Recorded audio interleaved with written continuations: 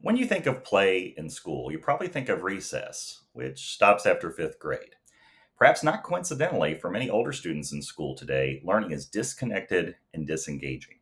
But what if play, particularly play involving co created stories and funny shaped dice, was the very potion we could all drink to make school better? Hi, y'all. I'm Adam Watson, founder of Kentucky Educators for Role Playing Games, and I will be at Nerd Night Louisville on September 25th. I'll be talking about how tabletop role playing games like Dungeons and Dragons can have a positive impact on learning and how that kind of innovative instruction is happening right here in the bluegrass. So, whether you're a forever DM or a person that can't tell a D4 from a W4, no worries. Come hear my presentation at Gravely Brewing, Thursday, September 25th at 7 p.m.